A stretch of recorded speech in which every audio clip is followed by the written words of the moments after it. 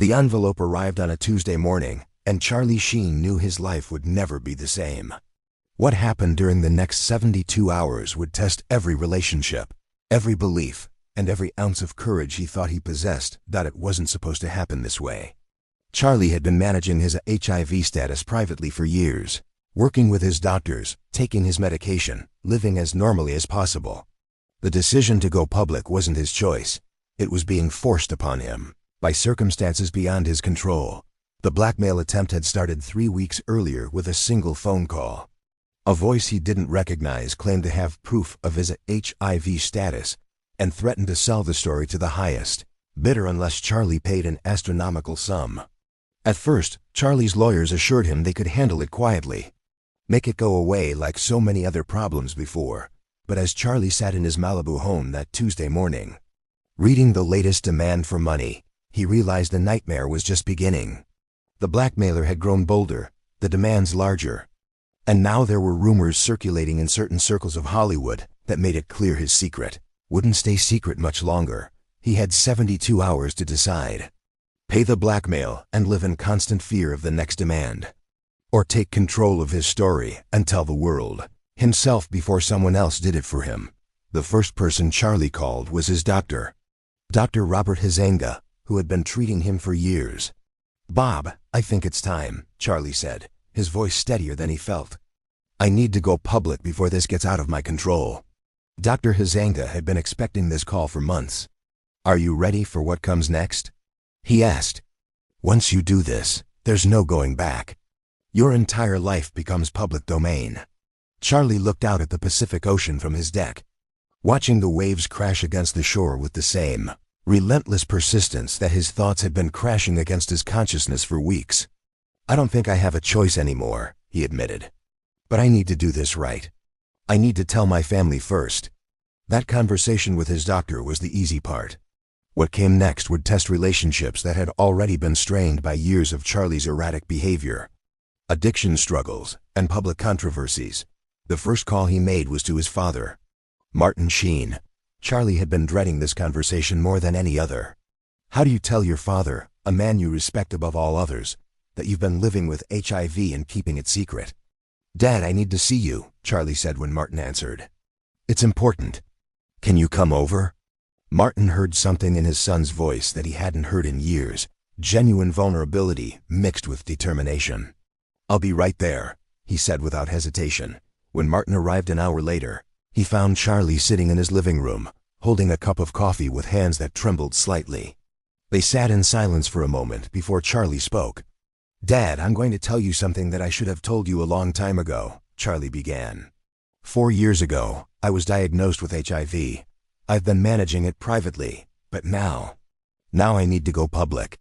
Martin's face went through a series of emotions: shock, sadness, fear, and finally, a deep paternal protectiveness. "Oh, Charlie," he said softly, moving to embrace his son. "How long have you been carrying this alone?" "Too long," Charlie admitted, feeling a weight lift from his shoulders that he hadn't realized was there. "I was scared, Dad. Scared of disappointing you. Scared of the judgment. Scared of what it would mean for my career, for my kids." They talked for 2 hours. Martin asked the questions any father would ask, about treatment, about Charlie's health, about what support he needed. But more than anything, Martin expressed regret that Charlie had felt he had to face this battle alone. "You're my son," Martin said firmly. "Nothing changes that. Nothing ever could." The conversation with his daughters was different, but equally emotional. Charlie had always tried to protect them from the worst aspects of his public struggles. But this was something he couldn't shield them from. "Girls, I need to tell you something important," he began when he called them together later that afternoon. "You're going to hear some things about me in the news soon, and I want you to hear it from me first." He explained his diagnosis in terms they could understand, focusing on the fact that he was healthy, that he was being treated, and that this wouldn't change how much he loved them. Their reactions varied: confusion, concern, but ultimately, unconditional love and support. "Does this mean you're going to be okay?" his youngest daughter asked, the question that cut straight to the heart of every parent's worst fear about their own mortality. "I'm going to be fine," Charlie assured her, meaning it more than he had when he'd first received his diagnosis. "And I'm going to be honest from now on. No more secrets. But the hardest conversation was yet to come. Charlie had to tell his ex-wives, women who had shared intimate relationships with him, who deserved to know the truth about potential exposure, who would inevitably be dragged into the media circus that would follow his announcement. Each conversation was different, but they all involved taking responsibility for his failure to disclose earlier, expressing genuine remorse, and offering support for any medical testing they might want to pursue. Some of these conversations went better than others, but Charlie approached each one with the humility and honesty he wished he had shown years earlier. As the 72-hour deadline approached, Charlie found himself faced with the most difficult decision of his public life: how to control the narrative of such a deeply personal revelation. His publicist recommended a carefully crafted statement, but Charlie felt that wouldn't be enough. His lawyer suggested a written interview where they could control the questions, but that felt too detached. Finally, Charlie decided on a live television interview, the most vulnerable option, but also the most authentic. "I want to do this in person," he told his team. "I want people to see that I'm not hiding, that I'm taking responsibility, that I'm still the same person I've always been." The decision to appear on Today Show with Matt Lauer was made 24 hours before the interview. Charlie spent that final day preparing not just his words, but his heart. He meditated, something he'd learned in rehab but rarely practiced. He wrote letters to his children that they could read when they were older, explaining his choices and his love for them. Most importantly, he called Dr. Huizenga one more time to review the facts, to make sure he could speak accurately about HIV transmission, treatment, and prevention. Charlie had decided that if he was going to go public, he wanted to use the opportunity to educate people and combat stigma. "This isn't just about me anymore," Charlie told his doctor during their final conversation. "If I'm going to put myself through this hell, I want it to mean something. I want other people to see that you can live with HIV, that it's not a death sentence, that the real disease is the shame and secrecy." The night before the interview, Charlie couldn't sleep. He walked through his house, looking at photos of his children, his family, his career. He thought about all the times he'd run from difficult conversations, all the problems he'd tried to solve with money, or lawyers, or public relations spin. This time would be different. This time, he would face the truth head-on, whatever the consequences. Charlie arrived at the NBC studios in Burbank at 5 a.m. on November 17, 2015. He'd been awake for most of the previous 72 hours, but he felt more alert and focused than he had in years. The gravity of what he was about to do had settled into a kind of calm determination. In the green room, Charlie's hands were steady for the first time in 3 days. His team surrounded him, publicists, lawyers, his father who had insisted on being there for support. But Charlie felt alone in the best possible way, centered in his decision to finally tell the truth. 5 minutes. "Mr. Sheen," a production assistant announced. Charlie looked at himself in the mirror one last time. The man staring back at him looked older, more tired than he remembered, but also somehow more at peace. The secret that had been eating at him for 4 years was about to be gone. Whatever happened next, he would face it openly. "I'm ready," he said, and for the first time in 72 hours, he truly meant it. The interview itself would make headlines around the world. Charlie's admission that he was HIV positive would spark conversations about stigma, about responsibility, about the cost of keeping secrets. But what the cameras didn't capture was the profound relief Charlie felt as he spoke those words out loud for the first time in a public forum. "I am in fact HIV positive," he said to Matt Lauer and millions of viewers.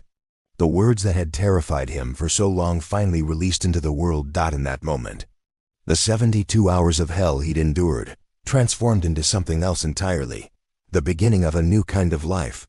One based on honesty rather than hiding, on education rather than ignorance, on connection rather than isolation. The aftermath would bring its own challenges, media scrutiny, legal battles, personal struggles. But Charlie later said that those 72 hours before his disclosure were the most important 3 days of his adult life, because they forced him to choose between fear and courage, between secrecy and truth, between running away and standing still. He chose courage. He chose truth. And in doing so, he chose a kind of freedom he hadn't experienced in years. That conversation with Emilio gave Charlie a different perspective on his upcoming disclosure.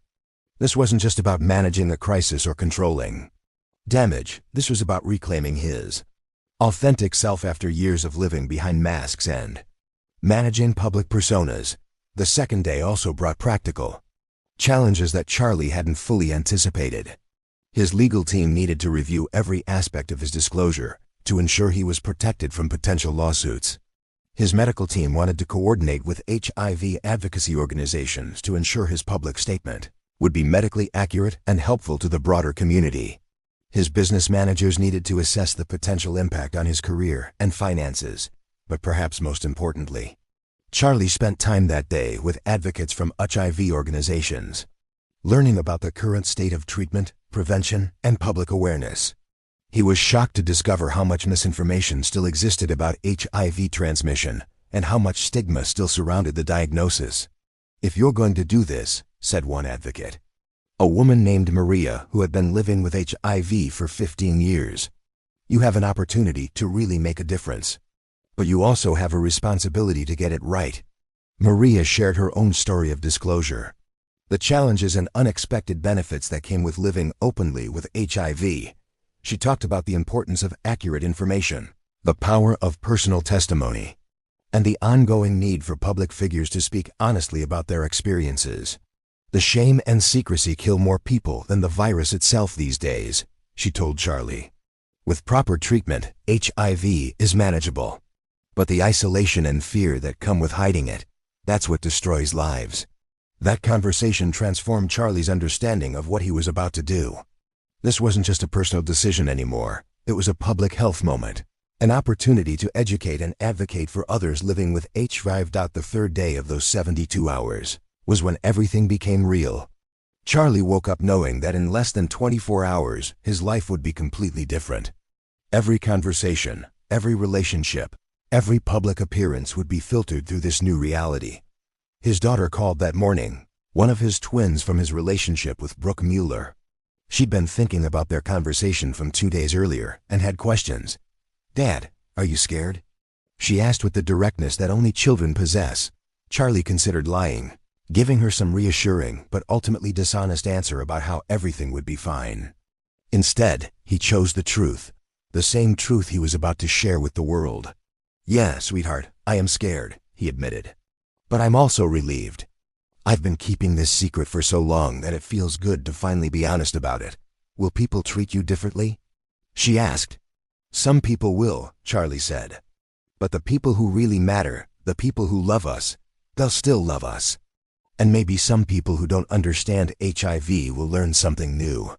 That conversation reminded Charlie why he was doing this.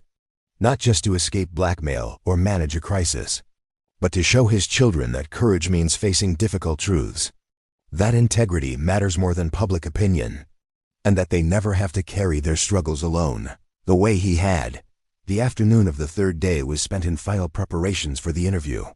Charlie worked with his team to anticipate questions, to prepare clear and accurate information about HIV, and to think through the various ways the interview might unfold. But he also spent time alone, walking through his house and his property, saying goodbye to the version of himself that had lived in secrecy for 4 years. It felt ceremonial, like a ritual marking the end of one phase of his life and the beginning of another. That evening, Charlie had dinner with his father, a quiet meal where they talked about everything except the interview scheduled for the next morning. Martin shared stories from his own career, moments when he'd had to make difficult choices between personal comfort and public responsibility. "You know," Martin said as they were finishing dessert, "I'm proud of you. Not because of what you're going to do tomorrow, but because of how you've handled these past few days. You've faced this with more grace and courage than I've seen from you in years." Charlie felt something shift inside him with those words. His father's approval had always mattered to him, sometimes too much. But this felt different, not approval for performance or achievement, but recognition of character, of moral courage, of growth. That night, Charlie finally slept.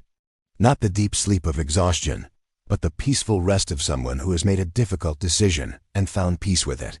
He dreamed not of the interview or the media storm to come, but of conversations with his children years in the future. Conversations where he could look them in the eye and know that he had chosen honesty over fear. Transparency over shame. The morning of the interview, Charlie woke with a clarity he hadn't felt in years. The 72 hours that had begun with terror and uncertainty had transformed into something else entirely.